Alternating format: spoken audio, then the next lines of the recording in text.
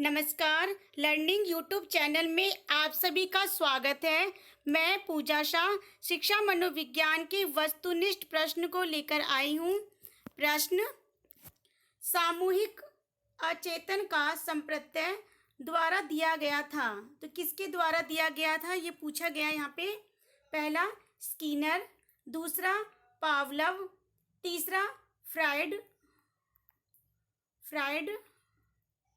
चौथा युंग। तो इसमें से कौन सा उत्तर सही है ये उत्तर आप कमेंट बॉक्स में भी दें। इसका सही उत्तर है चौथा उत्तर सही है युंग। इसकी व्याख्या है, युंग ने अचेतन को दो भागों में बांटा। पहला है व्यक्तिगत अचेतन और दूसरा है सामूहिक अचेतन। प्रश्न, वह मापनी जिसमें अंतराल के समस्त गुण के साथ परम शून्य भी जो वो कहलाती है। पहला क्रम सूचक मापनी, दूसरा नामित मापनी, तीसरा अंतराल मापनी, चौथा अनुपात मापनी। इसका सही उत्तर है चौथा अनुपात मापनी। व्याख्या जो है, अनुपात मापनी मानव व्यवहार की बुद्धि क्षमता मापने का एक यंत्र है जिसमें अंतराल मापनी के समस्त गुणों के साथ परम शून्य भी होता है। प्रश्न, फ्राइड के अनुसार हमारे मूल्यों का आंतरिकीकरण में होता है। यहाँ खालिस्तान दिया हुआ है। पहला अहम, दूसरा इदम, तीसरा परा अहम, चौथा परिस्थितियों। तो ये खालिस्तान में कौन सा उत्तर आएगा? आप भी इसका उत्तर कमेंट बॉक्स में दें। इसका सही उत्तर है तीसरा परा अहम। व्याख्या, सिगमंड फ्रायड ने व्यक्तित्व के मापन का मनोविश्लेषणात्मक सिद्धांत प्रस्तुत किया और उन्होंने व्यक्तित्व के मुख्यतः दो घटक माने। पहला अचेतन, दूसरा इदम अहम, अत्यम अहम, परा अहम। फ्रायड ने व्यक्तित्व संरचना में इदम अहम और परा अहम इन तीनों तत्वों को विशेष महत्व देते हैं। उनके अनुसार जब ये तीनों तत्व एक दूसरे के साथ समन्वित होकर कार्य करते हैं तो व्यक्ति अपने वातावरण के साथ प्रभावशील ढंग से समन्वय स्थापित कर लेता है। तत्व संबंध इदम अहम और परा अहम जन्मजात एवं वंशानुगत होते हैं। यथार्थ जगत से संबंधित नैतिक मूल्य एवं आत्मा का आंतरिकीकरण से संबंधित परा अहम सामाजिक मान्यताओं, संस्कारों, आदर्शों से संबंधित होता है। इसे आत्मा के अंतःकरण की पुकार कहा जाता है। प्रश्न, व्यवहारवादी खालिस्तान है यहाँ पे ने कहा, मुझे नवजात शिशु दे दो, मैं उसे डॉक्टर, वकील, चोर या जो चाहो बना सकता हूँ। ये किसने कहा? ये पंक्ति ये बताना है। पहला न्यूमैन, दूसरा प्रीमैन, तीसरा वॉटसन, चौथा हॉलजिंगर। तो ये किसने कहा था कि मुझे नवजात शिशु दे दो, मैं उसे डॉक्टर, वकील, चोर या जो चाहो बना सकता हूँ। इसका सही उत्तर है तीसरा, वॉटसन ने कहा था ये। और इसकी व्याख्या है, परा अहम वॉटसन अमेरिका के प्रसिद्ध मनोवैज्ञानिक थे और जो वॉटसन व्यवहारवादी मनोवैज्ञानिकों में अग्रणी थे। वॉटसन का मनोविज्ञान के क्षेत्र में व्यवहार का प्रमुख स्थान दिया और व्यवहार का परिवर्तन कर मानव का विकास किया जा सकता है। इनका जो प्रमुख कथन है, मुझे नवजात शिशु दे दो, मैं उसे डॉक्टर, वकील, चोर या जो चाहो बना सकता हूँ। ये वाटसन ने कहा था ये। प्रश्न, ध्यान आकर्षित होने में की प्रमुख भूमिका होती है, किसकी भूमिका होती है ये बताना है। पहला, उद्दीपन की उपादेयता। दूसरा, उद्दीपन की तीव्रता। तीसरा, उद्दीपन की विश्वसनीयता। चौथा, उद्दीपन की सवीर्यता। तो ये जो है ध्यान आकर्षित होने में किसकी भूमिका होती है जो बहुत ज्यादा प्रमुख माना जाता है। इसका सही उत्तर है उद्दीपन की तीव्रता। दूसरा उत्तर सही है। व्याख्या, उद्दीपन की तीव्रता ध्यान आकर्षित करने में महत्वपूर्ण भूमिका निभाती है, क्योंकि उद्दीपन की तीव्रता जितनी अधिक होगी, व्यक्ति की जो लालसा भी उतनी ही अधिक होगी, तथा इस स्थिति में इच्छित वस्तु की प्राप्ति के लिए पूरे मनोयोग से ध्यान केंद्रित किया जाता है।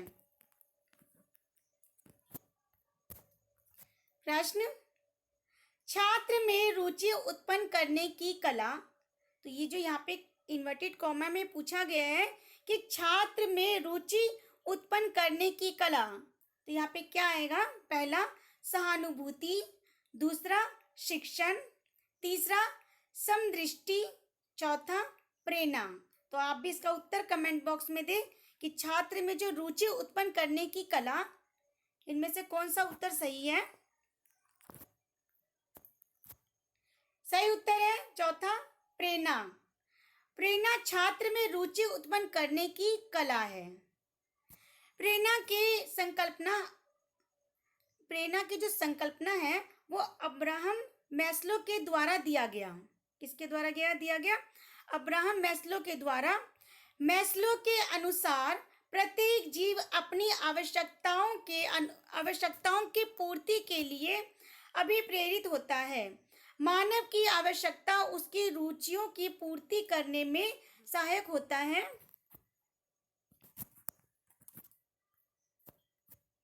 प्रश्न, फ्राइड के अनुसार, यहाँ पे बताना है कि फ्राइड के अनुसार कौन सा कथन सही है। पहला, विस्मरण का अर्थ किसी समय प्रयत्न करने पर भी किसी पूर्व अनुभव का स्मरण करने या पहले की सीखी हुई किसी कार्य को करने की असफलता। दूसरा, ग्रहण किए या सीखे हुए तथ्यों का धारण करने या उन्हें पुनः स्मरण करने की असफलता को विस्मरण कहते हैं। तीसरा, विस्मरण वह प्रवृत्ति है जिसके द्वारा दुखद अनुभवों को स्मृति से अलग कर दिया जाता है। चौथा, उपर्युक्त में से कोई नहीं। तो यहाँ बताना है कि फ्राइड के अनुसार कौन सा जो कथन है वो सही है। सही उत्तर है तीसरा, विस्मरण वह प्रवृत्ति है जिसके द्वारा दुखद अनुभवों को स्मृति से अलग कर दिया जाता है। सिगमंड फ्राइड ऑस्ट्रेलिया के प्रमुख तंत्रिका तंत्र विशेषज्ञ थे। उन्होंने मनोविश्लेषणात्मक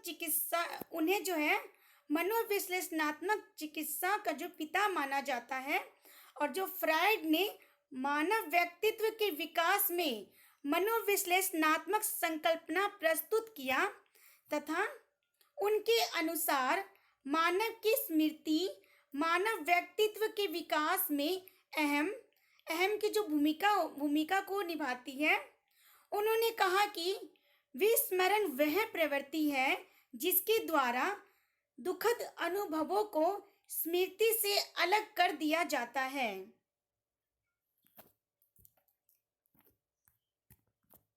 प्रश्न, SOR किसके द्वारा प्रस्तावित किया गया। SOR यहाँ पूछा जा रहा है SOR किसके द्वारा प्रस्तावित किया गया है। पहला, कोफ्का। दूसरा, वुडवर्थ। तीसरा, कोहलर। चौथा, गेस्टाल्टवादी मनोवैज्ञानिक। इसका सही उत्तर है दूसरा, वुडवर्थ। व्याख्या, SOR स्टिमुलर ओरिजिन रिस्पॉन्स, इसका जो हिंदी में है उद्दीपक प्राणी अनुक्रिया। अमेरिकी वैज्ञानिक वुडवर्थ के द्वारा प्रस्तावित किया गया था। यह संकल्पना अधिगम के क्षेत्र में उद्दीपन अनुक्रिया दिए गए हैं। यहाँ जो SOR का मतलब हुआ उद्दीपक प्राणी अनुक्रिया।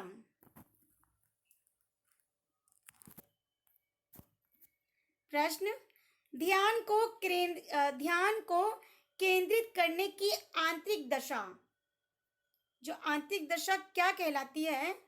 पहला नवीनता, दूसरा अवधि, तीसरा जो है वो रुचि, चौथा आकार। इसका सही उत्तर है तीसरा, रुचि। ध्यान केंद्रित करने की आंतरिक जो दशा है वो रुचि होती है। किसी विषय वस्तु में जितनी अधिक रुचि होगी, उद्दीपन क्रिया उतनी ही तीव्र होती तथा उस विषय वस्तु पर ध्यान केंद्रित होगा।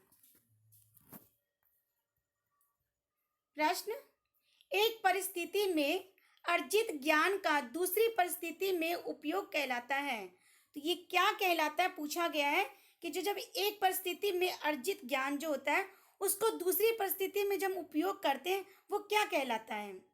पहला सीखने में स्थानांतरण, दूसरा सीखने की विधियां, तीसरा सीखने में पठार, चौथा सीखने में रुचि।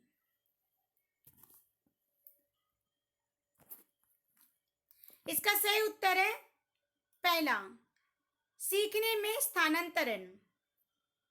व्याख्या, एक परिस्थिति में अर्जित ज्ञान का दूसरी परिस्थिति में उस ज्ञान का जो उपयोग को सीखने में स्थानांतरण कहलाता है। अधिगम प्रक्रिया के द्वारा यह सिखाया जाता है कि मानव अपने व्यवहारिक जीवन के साथ किस प्रकार स्वयं को समायोजित करेगा। इसी प्रक्रिया में जो ज्ञान का स्थानांतरण, सीखने को स्थानांतरण का विकास होता है। जैसे उदाहरण के लिए शिक्षक द्वारा अपने कक्ष में अधिगम प्रक्रिया के द्वारा जो पढ़ाता है तथा जो बच्चे उसे ग्रहण करते हैं, इसे ही हम ज्ञान का स्थानांतरण कहते हैं।